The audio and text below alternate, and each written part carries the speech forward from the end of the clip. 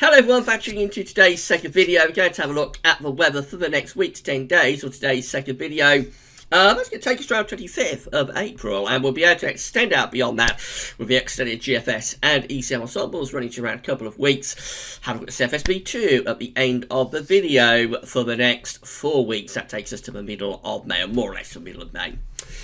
So 5-day forecast has been released, as was on Wednesday, a detailed 5-day look ahead, and quite a complicated 5 days coming up, not in terms of a broad pattern actually, which is relatively straightforward, but in terms of the detail, rain will be coming and going, or showers anyway, coming and going down in the south. It's going to be a bit of a headache, I think, trying to pin down exactly where those showers are going to be, and also how widespread and heavy they're going to be. So have a look at 5-day forecast, see what's going on. Now, between 4 and 5 o'clock, so in a couple of hours, we're going to have our live stream on the YouTube channel. So we're going to give everybody a chance to check in, see how we're all doing within the Gaz Weathers community while we're in lockdown. And that will be with you between 4 and 5 o'clock this afternoon. So we're trying to keep you entertained, and we're trying to give you something to do while we're going through this coronavirus crisis, and we're all indoors and self-isolating. Tonight there's going to be a blog update looking at the ECMWS seasonal model. That'll be on the website, gazweathers.com, on the blog page around 7 o'clock tonight.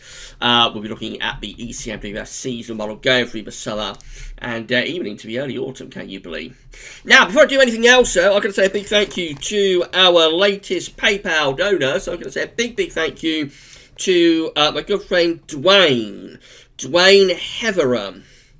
Thank you so much, Dwayne, for your donation to Gaz Weathers. That's really kind. Thank you so much for doing that. And thank you so much to everybody who has donated to Gaz Weathers. I'm really blown away by the donations that we've received over the past month since we've entered into the coronavirus lockdown. And well, we saw the data yesterday. The economy is absolutely going over the cliff edge at the moment. We has gone off a cliff, and so the money that we earn at Gaz Weathers from advertisements, with primarily ads funded, has pretty much collapsed over the past month.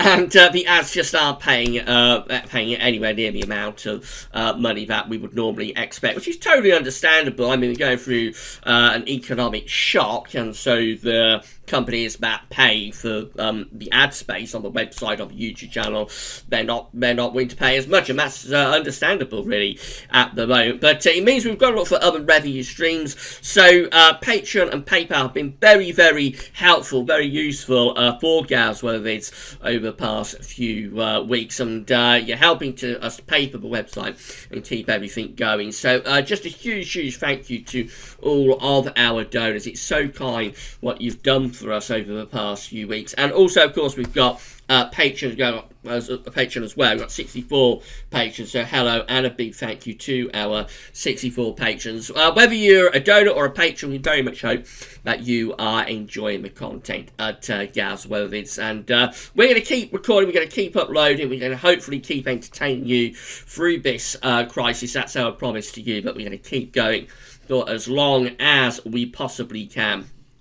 And yeah, we're going to keep the content coming, so we're going to try our best to keep you entertained, including, of course, with live streams every Wednesday and also every Sunday as well. If you would like to become a patron Gaz Weathers, all you need to do is come to Gaz Weathers' Patreon page, sign up for a Patreon account, we don't already have one, and then you give an ongoing monthly donation for anything from $1 a month upwards. There's also PayPal, as I said, so you just go to the Gaz Weathers PayPal page and you sign into your PayPal account, and you give whatever donation you want. Whether you do it through PayPal or through Patreon, you're going to get a mention videos as long as we want, when we'll give you a shout out and we'll say thank you so much for doing that. So again, big thank you to all of our patrons, big thank you to all of our donors, and special thank you to our latest PayPal donor, Dwayne Heveran. Thank you so much, Dwayne, for doing that for Gaz Weathers. That's so kind. Thanks so much, Dwayne, for doing that. Right, let's move on with the video then, and we're going to start off section temperature. This is coming down day by day. A couple of days ago it was in the 11s, now we've dropped back into the 10s, so almost halfway through April, not quite, but almost, up to the 14th provisional. We're standing at 10.8, that's an anomaly of 3.8 degrees above average, so nearly 4 degrees. Above average, but just under. So, although this has come down quite a bit over the past couple of days, actually still very significantly above average. It's probably not going to come down all that much more, actually. May shave off another few tenths of a degree when this updates tomorrow. But then after that, I imagine it will start to tick back up again, if anything, as we move towards the weekend. I think we're going to have a very warm April now, whatever happens. The only question is how above average will the CET be when we get to month's end.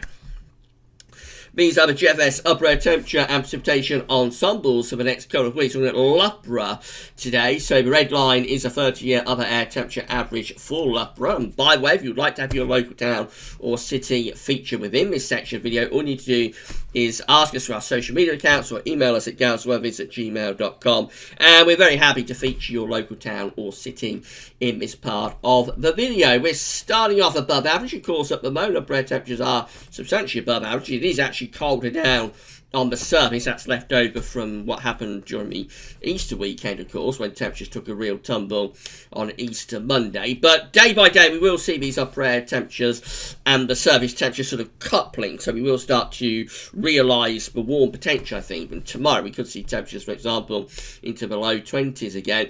And it also generally keeping the upper air temperatures above average through to the last week of April now. Dates on the bottom of the chart. So that's 25th of April just there. Keeping the upper air temperatures quite substantially above average through to the final week of April. And then after that, into the last week of April, this period just here, we do get a drop in the upper air temperatures. They start to reduce and lower. So the trend is for week 1, the first week, to be relatively warm, first week to 10 days, and then the second week perhaps sees temperatures beginning to lower. Precipitation wise, quite a lot of dry weather for Loughborough, so fairly dry up to the weekend. Over the weekend into the start of next week, there is a risk of some showers. It's all associated with the rain that's down in the south. We talk about this in the 5-day forecast. How far north that rain gets is currently causing all sorts of headaches. So it may get as far north as like the Central Midlands or the East Midlands where we are in Loughborough, but you see it's not certain to do so. So there are precipitation spikes there showing that there could be some rain getting as far north as the East Midlands at the end of the week and into weekend, and possibly even to the start of next week. But it isn't certain. It's not a very strong signal to turn wet. Somewhere further south probably has a stronger signal to be wetter. And then after that, reasonably dry through the rest of next week into the last week of April. This period just here, it looks like the precipitation spikes are beginning to return. So by month's end and into the beginning of May, we could be starting to turn cooler and more unsettled. But before then, quite a lot of warm weather, and away from the south and southwest anywhere, where there will be some heavy showers and longer spells of rain at the end of the week and into the weekend, there will be quite a bit of dry weather around too, really. Temperature anomalies from the 15th to 23rd of April, very close to average. Not a particularly big deviation, maybe a surprise given how warm these upper air temperatures are, but bear in mind we are still having some quite chilly nights. Precipitation anomalies are very much drier than average for northern and eastern parts of the country, but near normal precipitation, or even perhaps slightly above average, down in these more southern areas. That's where we've got the showers coming up at the end of the week, of course. But further northern, as you see, it is a very dry signal, really, for the majority of the country. That's how the latest GFS run is looking for Saturday. This is covered by 5-day forecast, of course. So it's this area of low pressure just here, away to our southwest. That is the troublemaker. That's the headache. That's trying to throw up showers, if not longer spells of rain, into the south. But at the same time, high pressure is more or less in control of the weather pattern near Scandinavia, trying to bring us a dry easterly wind, or a drying easterly winds. So how far north those showers are getting as they push up against this high pressure is where all of the uncertainty is for the weekend. Now, as we go into the start of next week, you see the high pressure more definitively taking over. So eventually, by the time we get through to Tuesday next week, we are well and truly into anticyclonic conditions. High pressure is ridging in from Scandinavia. We're all turning dry. It could be a chilly easy wind down across more southern counties, but basically we're dry. And by this point, you would have thought relatively warm, perhaps with some chilly nights. Into the more extended range, heading up towards day 10, the high pressure begins to move, starts to push up towards Iceland and Greenland. So again, hints of northern blocking. We talked about this in yesterday's video. There are hints of northern blocking as we come towards the last week of April. That turns winds into the north-northeast, quite cool winds starting to dig in from the north and northeast, and possibly with some showers as well. Then into the extended range, well, again, the idea is for northern blocking to start to get going. So we've got this ridge stretching out through the Norwegian Sea. Low pressure is underneath it, as often happens when you've got northern blocking. You tend to get low pressure setting up underneath it, and that could bring some showers, if not some longer spells of rain, to more southern parts of the country. Heading up towards the very end of the GFS run, which today gets us to the 1st of May, it looks like we're starting to lose that northern blocking signal.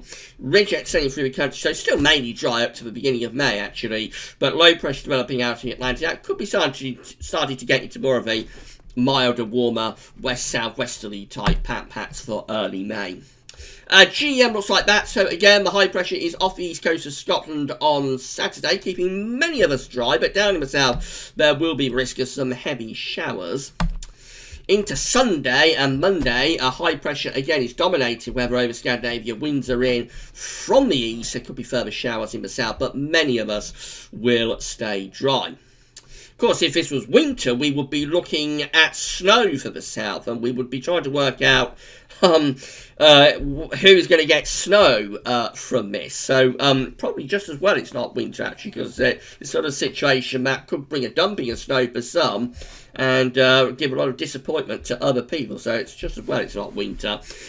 This is how things look as we get to a week's time. So by then, high pressure again is dominating to the northeast country. Winds are in from the east, so it's mainly dry, particularly for northern eastern areas, and perhaps a bit cold with those east winds down in the south.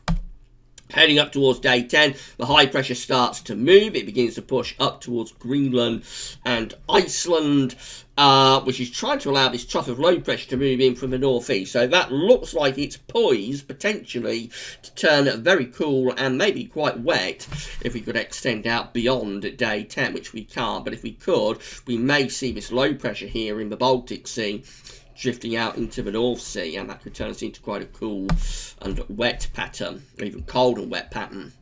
ECM looks like that. So again, high pressure is away to our northeast on Saturday. Low pressure down to the south. Could be some showers in the south or threatening the south. Otherwise, quite a bit of dry weather. Sunday and through to Monday, we keep this broad pattern going. So again, showers are threatening more southern parts of the country. How far north they get, how widespread they are, remains to be seen. We'll look at the precipitation forecast from this ECM run in a moment. Early next week, the high pressure starts to move. It begins to stretch out through the Norwegian Sea and heads over towards Iceland and Greenland. That's how we look as we get to Thursday next week, 23rd of April. Then the high pressure is becoming focused around Iceland and Greenland. And up to day 10, high pressure then is around Iceland and Greenland. Low pressure again, somewhere around the Baltic Sea. And it looks like we're trying to pull in a colder north to northeasterly. Again, you'll get the idea of this high pressure dominating. There is a lot of dry weather, particularly for northern parts of the country. Could be a really dry 10 days up in the north. Down in the south, we've got the risk of these showers. And overall temperatures probably relatively mild or warm up to day 10, when we might be starting to pull in some colder air from the northeast. This is the precipitation forecast based on that ECM run from tameteo.com. And we'll just quickly zip through these. So loads and loads of dry weather coming up over the next few days. As we get towards the end of the week, here's the showers beginning to threaten the south and the southwest. So this is the 17th of April. So just going into Friday, essentially. And we've got these showers down in the south and in the southwest. Some of them are heavy, maybe even thundery. Looks like it could actually be a more persistent area of rain there through parts of Wales, the south and west Midlands, into more southern parts of England. And let's go into the weekend. Well, again, further showers, particularly in the south, maybe a bit further north than the GFS is just. This is taking the showers like into the Midlands, into East Anglia. Whereas the GFS actually restricts much of the precipitation at the end of the week to like South Wales and southern England. So there is uncertainty about how far north these showers, again, this is going towards northern England. This is by Sunday, and rain coming through the Midlands into northern England by then. And even in southern parts of Scotland, the GFS is nowhere near as far north with that precipitation over the weekend. Beyond the weekend into next week, it starts to dry out, really. High pressure takes over again. We turn mainly dry with those easterly winds. And we keep pretty dry conditions going up to day 10.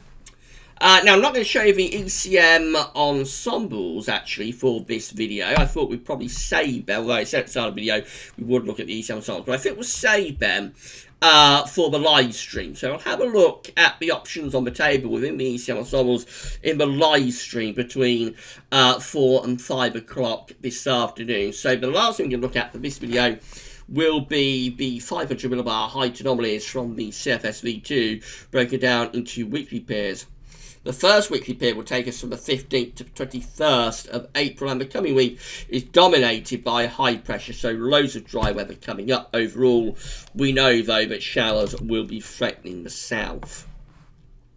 Into week 2, which is the 22nd to 28th of April, the high pressure just goes up a little bit further northwards. Low pressure is down to the south. Again, showers could be threatening more southern parts of the country, but winds are still coming in from like an easterly direction with that one. Could be a little bit colder, winds sort of north of east around that region. So that could be a rather colder week compared to week 1, but still a lot of dry weather, especially up in the north. Week 3 looks more on Saturday, 29th of April to 5th of May. Consistent signal from the CFS at the moment for the high pressure to weaken a lot, and we probably turn quite showery for the beginning of May. And not for long, though, as the high pressure comes back in week 4. This is the 6th to the 12th of May. The above average heights return. Turn mainly dry. Low pressure is up to the north. Jet stream is being pushed northwards as well, so it turns drier and warmer in week 4. So, overall, it's quite a complicated picture in terms of detail. High pressure is more or less in control of the weather, but that doesn't mean it's going to be completely dry, especially down in the south. There will be these showers, if not longer spells of rain, at the end of the week and into the weekend. The questions are about how far north that rain gets. Next week, we probably trend towards drier conditions, but if winds do turn into the northeast and we send this high pressure over to Greenland, then we might start to turn things colder as we come towards the last week of April. And if we get a trough setting up underneath the block, then we probably go into quite a cool wet pattern by the last week of the month. So basically, it's all still what we talked about in yesterday's videos, with no real changes today to the broad setup. Right, we should be back between 4 and 5 o'clock on the YouTube channel, and we'll have a live stream. We're going to let everybody check in, see how we're all doing while we're in lockdown. The Gazos community will be coming together this afternoon for our live stream, see how we're doing. I'll show you the ECM ensembles from the Icelandic Met Office in that one, and you'll see the options are on the table for 10 days' time and 2 weeks' time within the ECM ensembles. And we'll just have a bit of a chat and see how everyone's doing while we remain in lockdown due to this horrible virus. So come back for that between 4 and 5 o'clock. Don't forget, we're going to have a blog update on the website tonight, looking at the ECM seasonal model. But for this video, that's all for now, and thanks for watching.